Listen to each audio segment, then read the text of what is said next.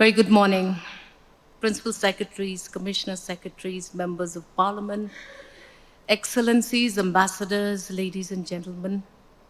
It is with great pleasure and anticipation that we gather here today to the first theme of the day in this significant sub-national dialogue, uniting domestic and international stakeholders in our collective pursuit of nature-positive transitions. This platform provides us with a unique opportunity to deliberate on key themes, addressing critical issues, and seek innovative policy solutions that will help our shared futures.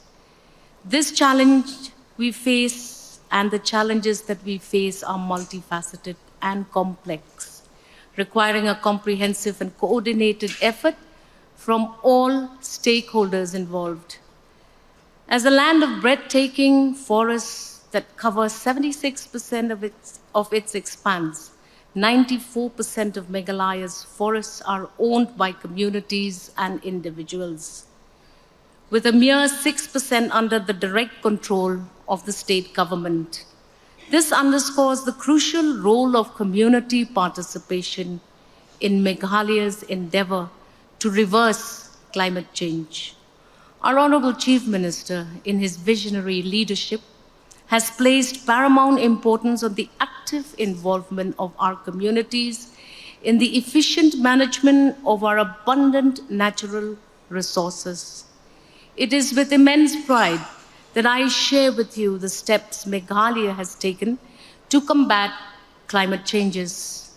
Meghalaya is the first state in India to launch an integrated water policy in 2019, building on the foundation laid by the state water policy.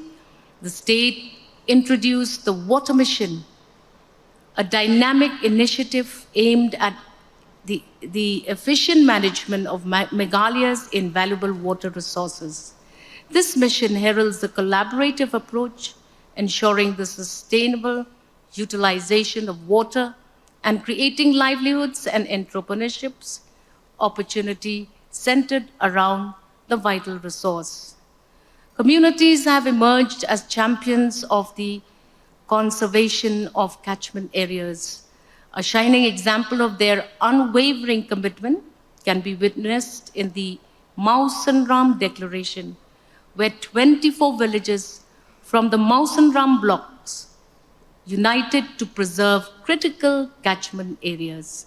These communities, through collective action, purchased privately owned lands and identified catchment areas, providing us with a powerful model of cohesion that other villages across the state can emulate. The state recognized a need for an efficient mechanism to manage and safeguard the sustainable management of the forest landscape through the forest management plans. In 22 alone, we created 400 FMPs, with an additional 500 currently in preparation this year. The Meghalaya Basin Development Authority, Forest Department, and the autonomous district councils are working harmoniously to translate the initial FMPs into operational schemes that will directly benefit the people of our state. A sustainable majority comprising of around 80% of Meghalaya's population is concentrated in rural areas, with approximately 70% dependent on agriculture and related activities for their sustenance.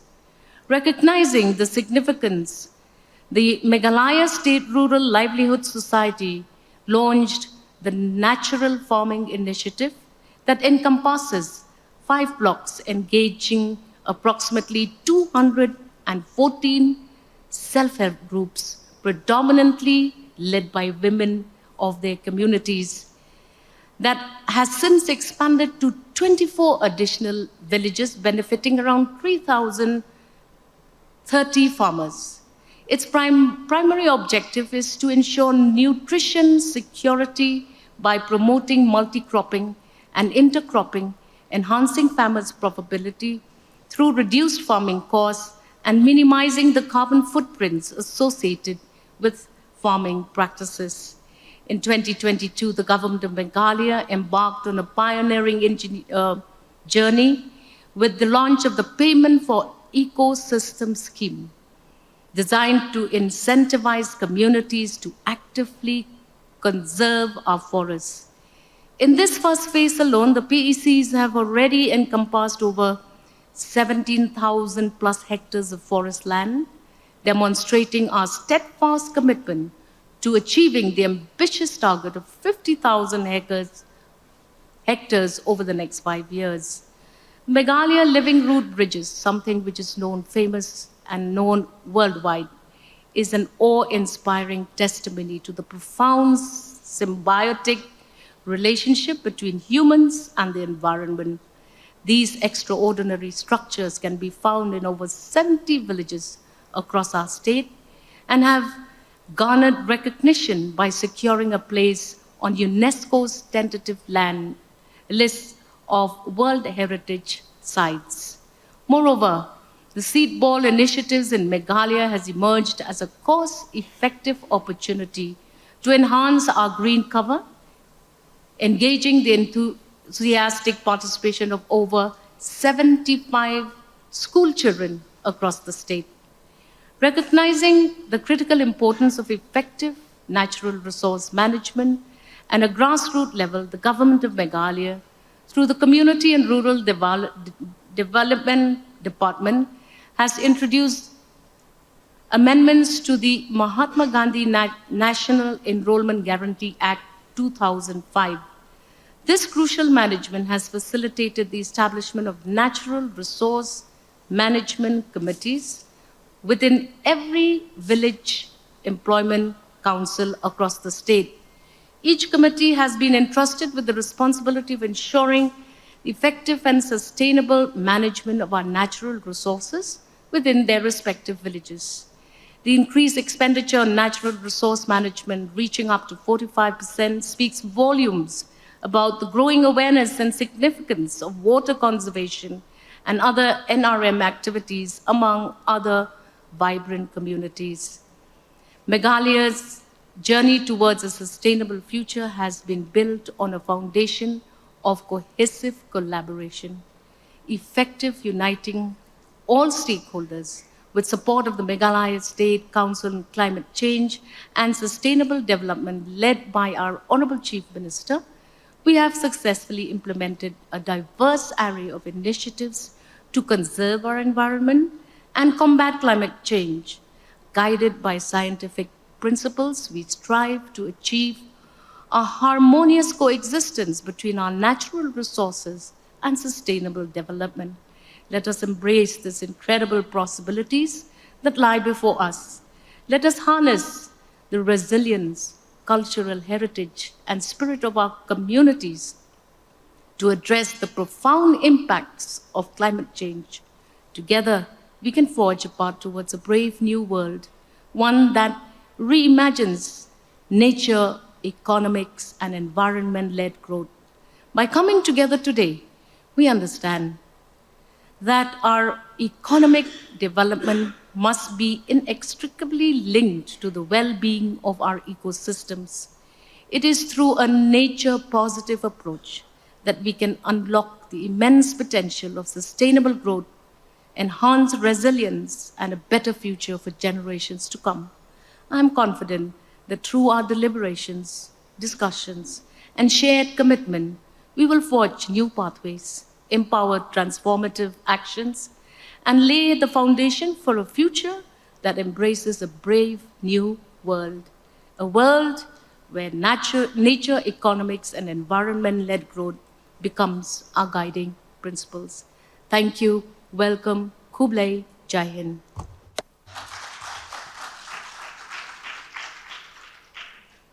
So, hello and welcome to you all. I'm very pleased to kickstart the first panel discussion for today. And we're very honored to have the Minister join us at the panel as well. So thank you for being here, Minister. So I'm going to dive straight in the interest of time. So since yesterday, we have been discussing plenty about nature and nature-based solutions and the promising role it can play to address the challenges of climate change and environmental degradation.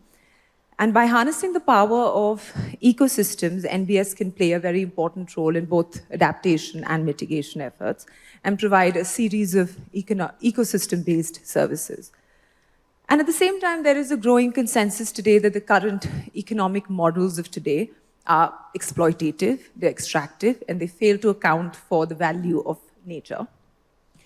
And perhaps by embracing new economic frameworks and new economic models, we can foster a more sustainable and inclusive development pathway that would encourage sustainable practices and at the same time incentivize investment in conservation and restoration of ecosystems.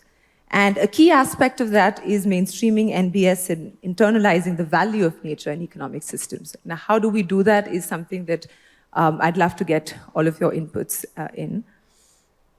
And it is very critical at the same time that we incorporate local knowledge and indigenous wisdom and engage with communities in the decision-making processes. NBS can be very hyper-localized to address the key challenges around this and to really build community resilience. And I think bringing in the perspectives and voices of the Global South is critical in this discussion and narrative, naturally because the Global South is home to very rich biodiversity hotspots, but at the same time, in the spirit of climate justice, it's very important to bring voices from the Global South. And I'm very glad that we have representation from about 4 Global South countries on this panel. And we have a series of experts here to shed light on the subject. At the same time, I think it's incredible and it's very befitting that we are having this conversation in the beautiful state of Meghalaya. So thank you so much for hosting us, Honorable Minister. And, a state that has very successfully demonstrated its commitment to promoting sustainable practices. It has engaged in initiatives to enhance carbon sinks, restore ecosystems, protect its very rich biodiversity, while at the same time enhancing livelihoods and protecting and ensuring the overall well-being of its citizens. The two objectives that are believed to be in conflict with one another but are not, and Meghalaya really proves to be putting out in a very exemplary example. And so I think I'll start with you, Honorable Minister. So pulling that string, how do you think, and you've given a very incredible keynote about all the policies initiative that Meghalaya has been spearheading in this space and really pushing for nature-based solutions in the state. What are the success stories and how best do you think other states in the Northeast, but also in India and perhaps globally as well, can replicate and learn from Meghalaya? And what are the areas and scope of collaboration that you see in this regard? So over to you. Like I said, the payment for ecosystem schemes, it's really working. We have, in previous years, also been very cautious about the maintenance of our forest covers. And that assignment was actually assigned only to the root department, which is the forest department. However, because land belongs predominantly to the people, there was a resistance and we could not handle it. And the Honorable Chief Minister then embarked upon the payment for ecosystem scheme. Now, this is working very well because now you are yourself empowering the public. And results of this will be evaluated in the next 3, 4, 5 years. But that definitely is a good place to start at. We have acute water distribution problems. There are some areas where they're platform-like, where when it rains throughout the rainy seasons, the water just gushes down to Bangladesh. We have no retention of this water. So what have we started? We've started the water scheme as well, where we thought that, let us see, Mausanram is the wettest village in the world, highest rainfall. Sora is similarly like that. But throughout the dry season, people have no water to drink, no potable water. So you empower the public. and tell them to take over these catchment areas. In my own constituency, which is in the heart of the city, we still have critical potable water issues.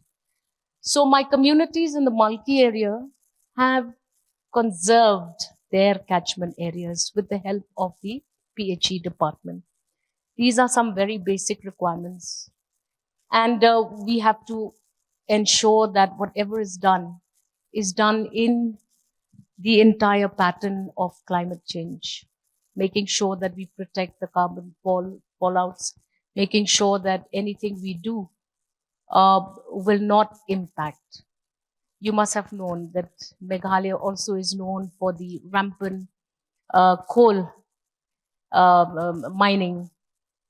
Now, again, we are now trying to work with farmers in Jaintia Hills, incentivizing farming practices with them, and making sure that there are alternative proposals given to sustain those citizens there, the communities there, who this far was so dependent on coal as a main livelihood.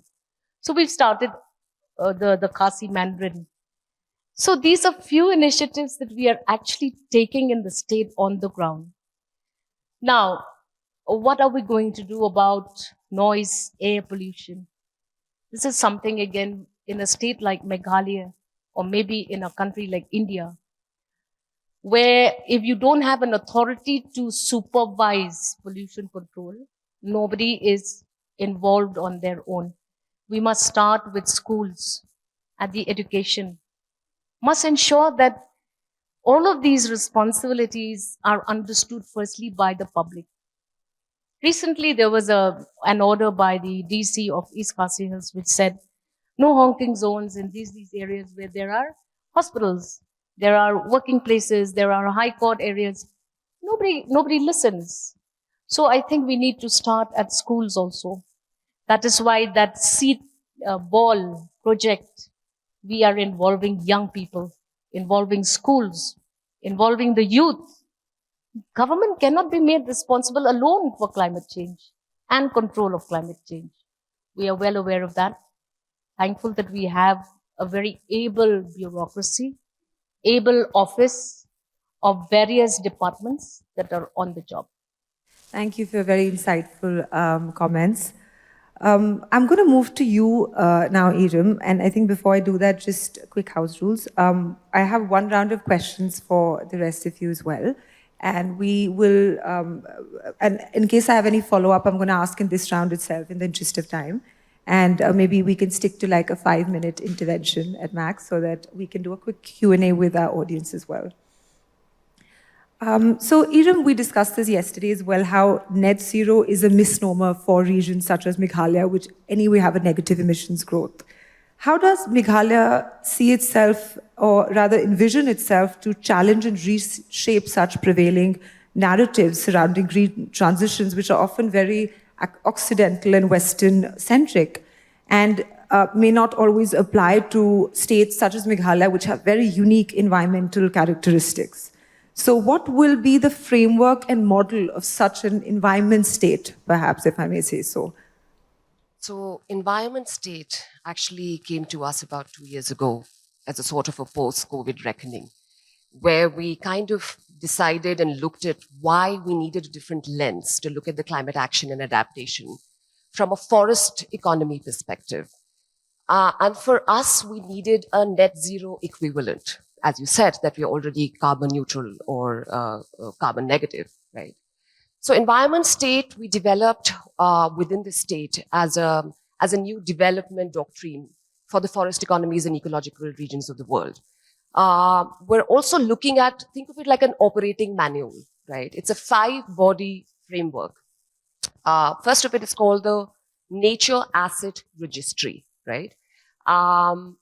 To prove this point, we are mounting a prototype of what we call perhaps one of Asia's first biodiversity heat maps. We're using hyperspectral technology to map the forest, not just for its carbon storage. I read a BCG report, by the way, that basically talked about the economic conception of the world's forest and pegged it at $150 trillion. That's just carbon storage.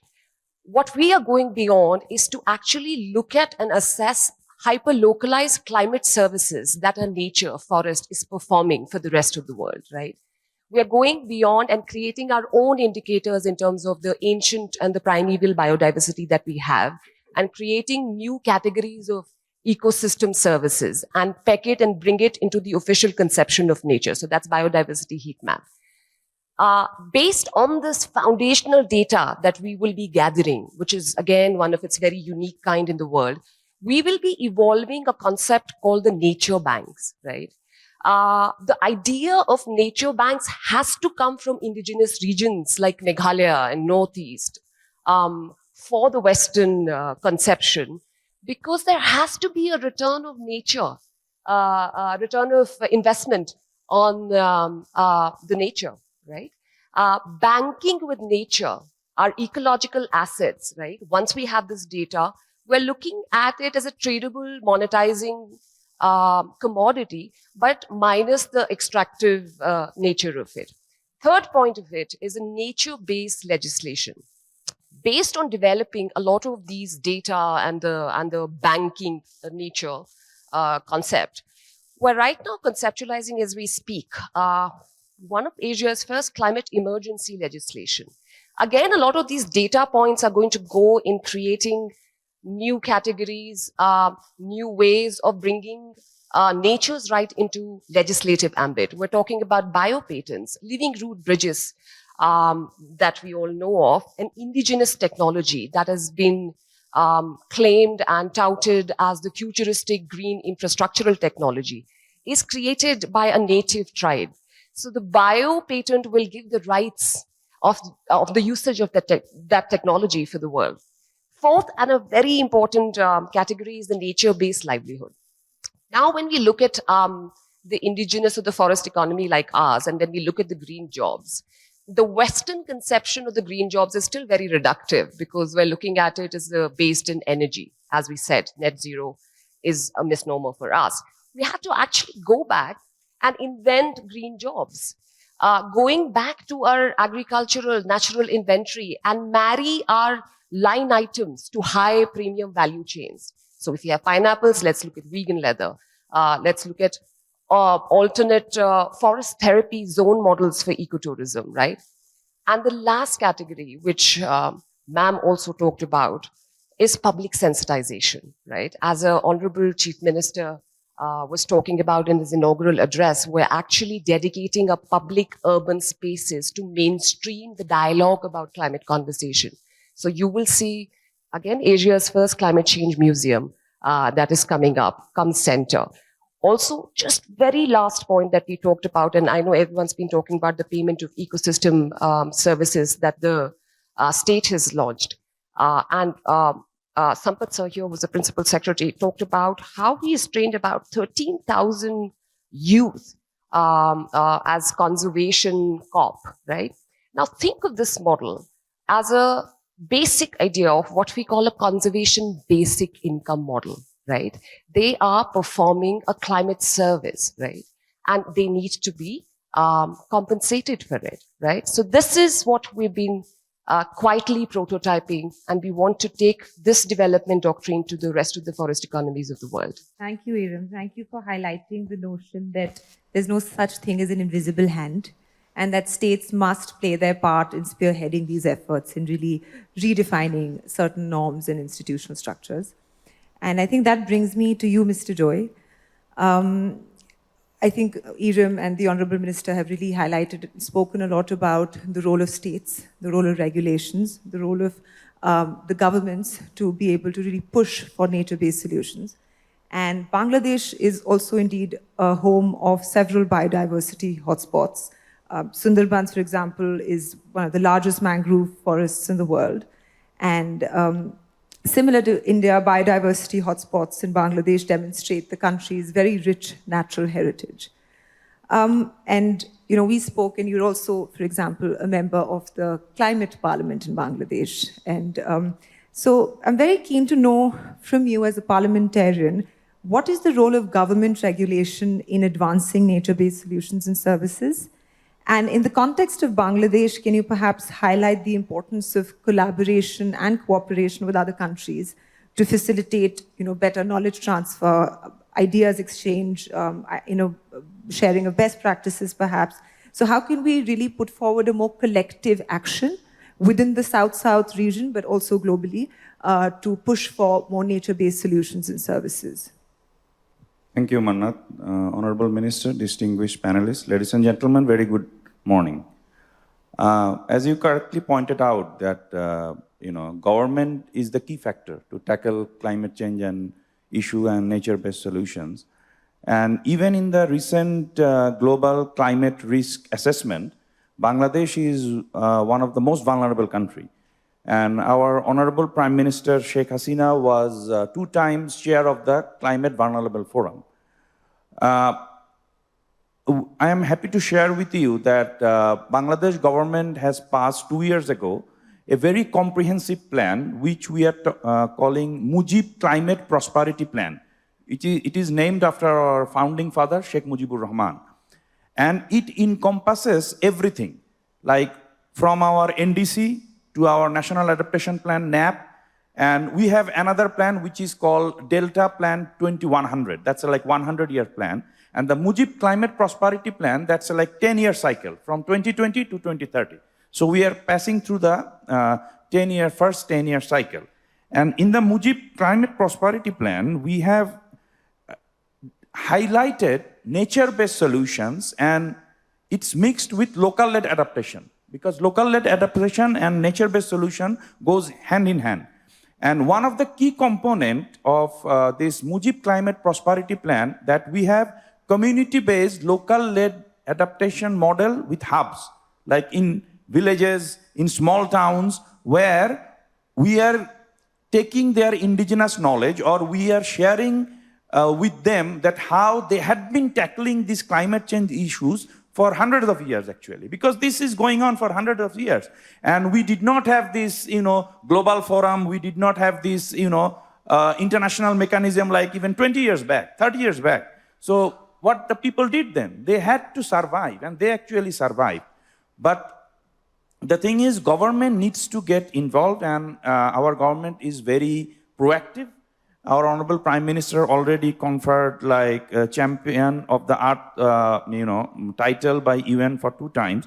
And I would like to mention that the 4 components where we are doing NBS, there are we are promoting floating garden, because Bangladesh is a riverine country. We have many rivers, many lakes and everything. So we are promoting floating gardens where we are using, local hyacinth to make a bed for vegetable growing and other kinds of, crops. And it's very popular in the midsection of Bangladesh. And as you rightly mentioned, that Bangladesh is housing one of the largest mangrove, Sundarban. And we have the longest sea beach, Cox's Bazar. So the coastal afforestation, it's been very top priority for us, because that Sundarban has been saving Bangladesh for thousands of years from coastal, flooding and super cyclones and everything. And in Bangladesh, we have many areas where it is called Chor. It's a small island in the middle of the river, along with swamps and everything. There we are doing swamp forest restoration program. And we are in all of these things, and there is another one is forest protected area co-management. Okay, so these 4 components of NBS we are applying by NGOs. Government is the main initiators. And we are doing this, and in every section of this, we are actually collaborating with the people there, with the community there. And definitely, government is trying to build, make their capacity more, so that they can apply their knowledges.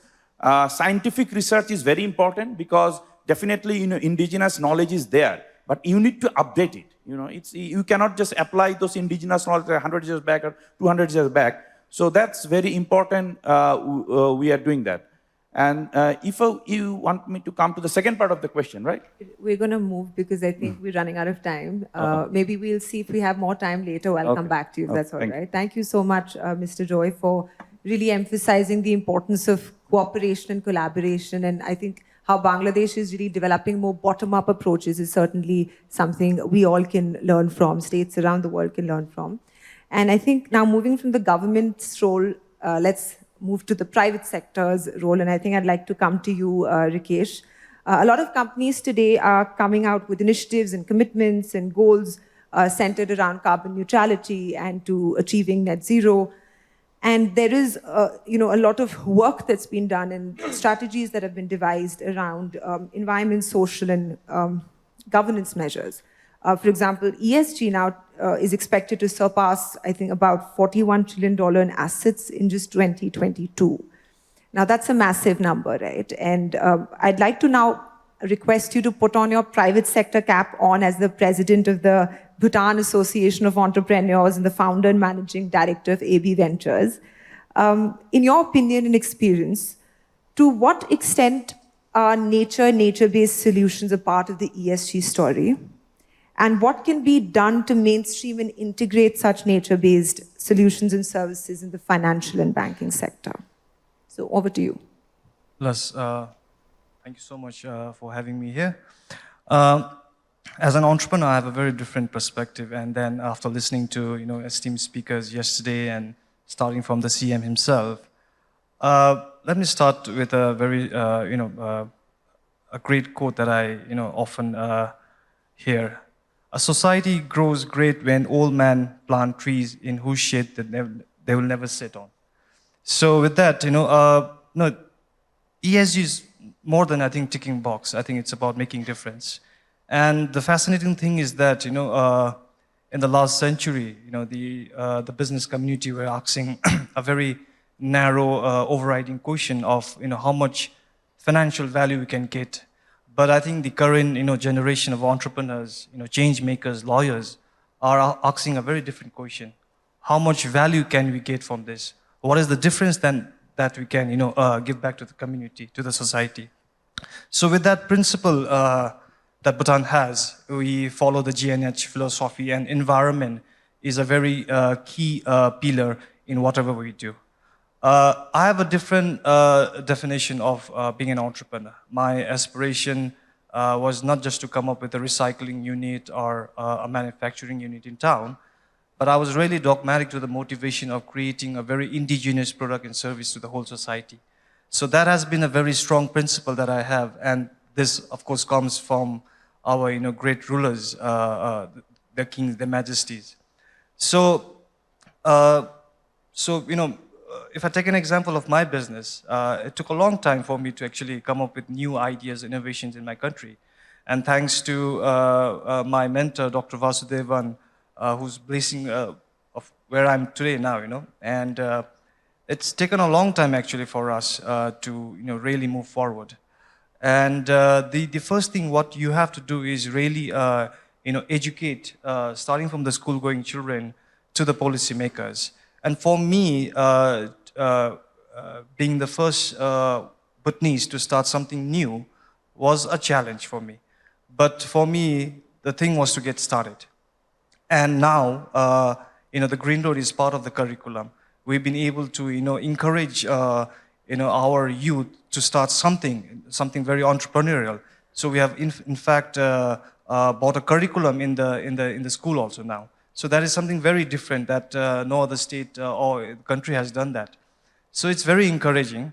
And I want to also share that, it's not the countries that creates economies. It's the entrepreneurs and small businesses that creates economy for the state, for the country, And when I talk about Bhutan, a small nation with just 750,000 people, especially the cottage and small industry sector who are into environment and, smaller businesses, they constitute almost, they employ about 100,000 people out of the 350,000 employable population. So that's a huge contribution that the entrepreneurs are playing in the country. And the key factor is for anyone is just to get started, have dialogues with the government, talk about policies. But the first thing is you come up with actions and then you regulate later. So that is the approach that I've taken, especially in Bhutan.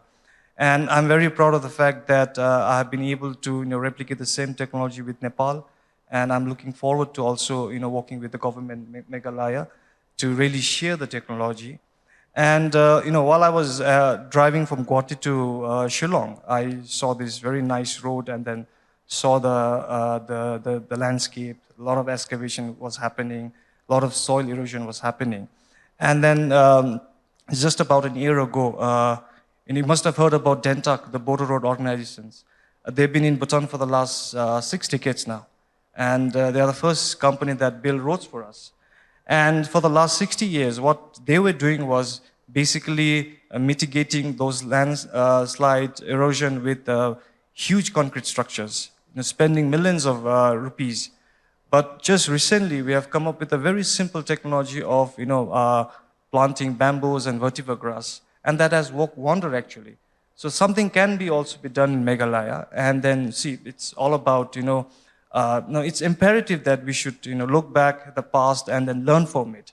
And then it's also important that it has to make economic sense, but at the same time you have to have this societal transformation. And I think we should really look back, recalibrate, and then see how we can move forward.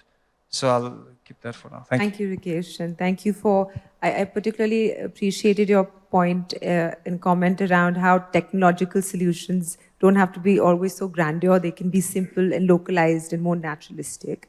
So thank you for putting that out. And you've demonstrated that with examples in Bhutan itself. I think now I'll move on to Hisham. Hisham, as we delve into this intersection of finance and environment, it is only fitting that I turn to you next. And really talk about how best can we explore the role of pricing instruments to internalize externalities within economic systems. Over the past years, carbon markets have really gained significant prominence as a very effective policy toolkit, perhaps within the fiscal space, and to be able to fight climate change and address the global warming challenges that we face today. But it's also really falling short in instances of integrity, transparency, and the local impact that it generates. And there are many lessons that we can learn from carbon, from the water credit market, for example, which can be perhaps applied to the nature market, which is still at a very incipient stage. So how can we, or rather, can we link carbon markets and the very incipient emerging nature markets to create a more comprehensive market for ecosystem services, which will enable a very holistic and integrated approach to addressing climate change and preserving ecosystems? And in light of this potential, what recommendations would you like to propose to the G20 to be able to harness this opportunity to unlock greater climate finance and, particularly for nature conservation and biodiversity restoration, while at the same time, of course, contributing to global climate objectives? So over to you, Hisham. Sure, thanks, Manat. So a market works when you have a clear value, and this is where nature has a problem. Nature arguably provides the single biggest insurance for us as a species on this planet. No one knows what the value of that is. We know what the market cap of Apple is, we know what the GDP of individual countries are, but what is the value of the carbon sink? And that's kind of the starting point for what we need to do to expand nature markets. Fundamentally, the statistics that are out there suggest that we are undervaluing nature. There is a number which floats around which says the value of the nature economy is about $10 trillion. That's the revenue that you generate from commodities and agriculture. But what about the price that it should be charging for keeping us alive and well? That bit hasn't been done. So that's one part of it. Because that is not there, what's happening is that you're not resourcing nature as much as you should. And the challenge with nature is, to answer your question, can we do it? Yes, we can. It is complicated, it takes time, and it takes money. So we need to find ways of generating more monies around this. Now, if you look at nature markets in general, they fall into three types. From the mitigation side, there are carbon markets. From adaptation, there's insurance products. And from sustainability, there are financing bonds of various kinds. We hope that as we progress, the insurance market doesn't grow as much as it should. We hope that as business models evolve, green financing actually becomes profitable financing. But let's come to the carbon credit side of it. What's the good news? Manat, as you said, it is gaining a lot of traction. Various projections that you read will tell you that by 2030, carbon markets will be 30, 40, 50, $100 billion, which sounds like a decent amount of money. Nature-based credits started at about 5% and now around 40%. The majority of it on agriculture, a little bit on biodiversity and on cook stoves and arrangements like that. That's the good news. The bad news is this money is nothing. It is completely a drop in the ocean in terms of what is the larger amount of funding that's concerned. The second thing is, we work a lot on carbon markets, but we're the first to tell you that there are considerable concerns on carbon markets. The standards of carbon markets leaves a lot to be done. And there's efforts to try and improve the integrity of the standards. The transparency, how much does the buyer of the credit pay and how much is the supplier of the credit? And the supplier of the credit is the forest indigenous community on the ground or the farmer or the person who's putting up a biogas plant in his or her house. How much they actually get? What is the value of the credits? And again, the value is one where there is a tendency to think that renewables or industrial credits are of more value than agricultural biodiversity credits. That's not a fault of the renewables credit, and we need renewables credits. It's a question of us not being able to price nature adequately. So coming to your last point, in terms of tips or pointers, there would be three things. Sorry, you'll just have maybe 1 minute because I'll have to move quickly Sure. to Tilgana. One is put in place the building blocks to generate that value. The registry that Iram spoke about. Don't go immediately and buy the first credit that you get. Spend the time to build out the monitoring and reporting and verification frameworks because you'll get a higher value. The second is apply science to nature programming. Government after government, you hear these examples where there is 100,000 trees planted. A forest is not about trees. A forest is about biodiversity and indigenous communities and livelihoods. So apply science to it. And the third is to turbocharge the communications around your efforts so that people know that this is the dollar value of nature. Thank you. Thank you so much, Hisham. I'm going to quickly move to you, Dulanga. I was going through your profile and I found that particularly very interesting. And, it's really at the intersection of development and climate change, where you look at issues of poverty alleviation, but then also at climate resilience on the other hand. And often these two subjects are looked at in silos. In your opinion and in your area of work, in the pursuit of development objectives, how can we successfully align development with the climate objective and the agenda? How do we marry these two objectives to explore complementarities and co-benefits and not look at it from a perspective where you're cannibalizing each other's resources? So I think that's my first question to you, and I'll have a very quick follow-up for you as well. There is a lot of buzz around just transitions, for example, right? And it's also another term that we've adopted from the West. Doesn't always apply to the Global South context. It's often very limiting. Now, from a very people-positive social capital perspective, how can we ensure livelihoods, well-being, and the creation of jobs, green jobs, through nature-based solutions? And what specific kind of training, jobs, human resources, and social infrastructure do you think we need to support a workforce dedicated to nature conservation? So over to you. Thanks, Manat. So I think something that we always need to understand is that you can't achieve development without addressing climate change, right? It's not a choice between one or the other. You can't achieve development without climate change addressing it. And starting off there, what we see is that most development projects, and in general, as a whole, the world is moving towards that right sense, where we are addressing climate change in order to achieve development. So that is happening. But I think in countries like Sri Lanka, where I come from, and I think this is quite relevant to here, Meghalaya as well, where we see that In terms of green jobs, like you mentioned, right, green jobs does not come in the way that we usually see it. We always think of green jobs as renewable energy related. We see, I think my panelists here also mentioned it, it's not always about energy efficiency. It's not always about making sure that it's about transport. For us, it's about green farmers. It's about green fishermen.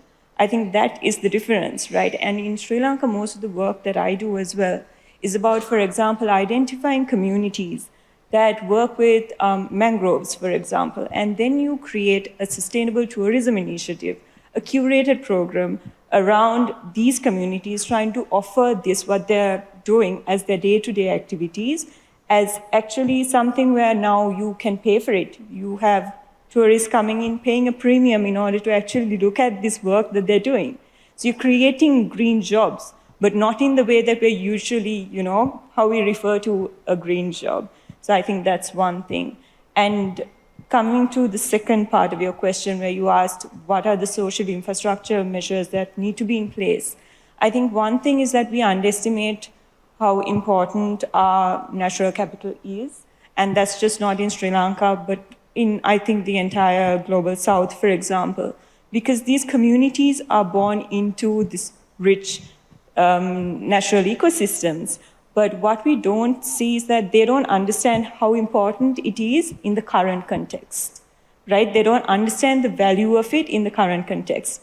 People talk about it, but those who are born into it don't really understand that. And I think that's where awareness comes into play. And we underestimate the importance of awareness. Most of the work that I do is about getting communities to understand, yes, you have natural capital, but this is how much it is actually worth out there in the world.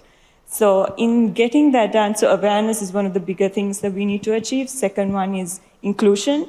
We need to ensure that women and women's economic empowerment is actually addressed. This goes beyond access and actually touches upon agency as well. We need to look at finance. And we also, I think the next part of it is that we need to make sure that there are market linkages. We have communities that have great products, but we need to take it to markets. And that is where I think a lot of social infrastructure needs to take place, because market access is probably one of the bigger things that we require in the global south. Thank you, Tulkana. I think we have time for maybe just like one question from the audience. So yeah, the gentleman at the table. Thank you. So we know very much so that fossil fuel jobs are the holder of the economy. In fact, fossil fuels in many of the global south is the baseline, vis-a-vis the green or clean energy jobs and the jet between global south and the global north, how it's interpreted. I'm very much interested to hear the development vis-a-vis climate change that you were talking about. Thank you. Thank you. Do you want to maybe go for your quick question? Thank you very much. Good morning. My name is Tim Bosch from the German Council on Foreign Relations. Thank you, Cabinet Minister, for providing some insights into concrete work. It's very interesting to hear.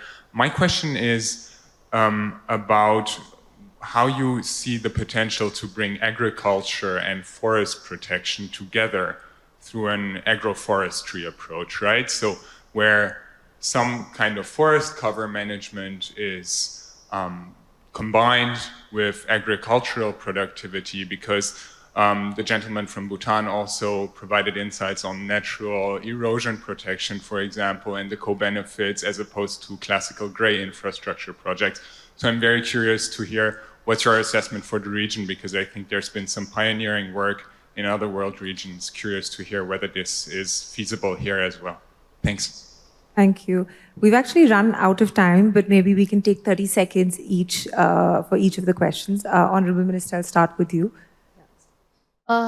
We are very much seized with the importance of working together, collaborating together on a convergence mode, not just with one or two departments, but several departments. We are now trying our best to institute carbon-free agri practices as well. Several of our cultivable land now is getting into the process of getting certified for organic production. Earlier, Meghalayans from time immemorial were actually practicing these, from before. Then the fertilizer era came. They were taught how to use fertilizers, and now we have to, again, debrief them and get back to organic practices, number one. Number two, we are engaging on ensuring that farming, which is we are an agrarian community from before, but over the years, these practices changed. So we have this coal problem in few areas in West Khasi Hills and in Jainti Hills, trying to get the farmers to get back to their agriculture practices, trying to encourage them, trying to show them. And of course, we are also trying to ensure that our farmers are aware of the value of their green cover. These are few things we're doing, very difficult situations, big transitions, big commitment. Participation is important. Government can come up with a rule, but public will not follow it. Yeah, I think to answer your question, I understand that there are lots of jobs along with coal, etc., that the Global South is actually currently engaging.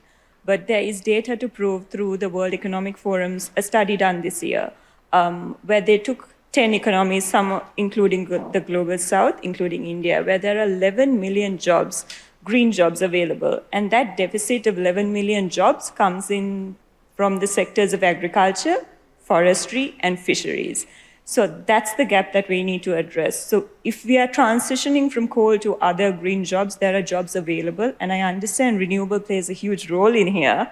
I'm not denying it. But what I'm saying is that that is not the only job out there. Most of the jobs come from other sectors as well. Thank you so much for your brief response. So thank you so much, panelists, for being here. The Honorable Minister, we're very grateful and honored to have you with us. I think we'll step down now, but thank you very much. And thank you all for listening in.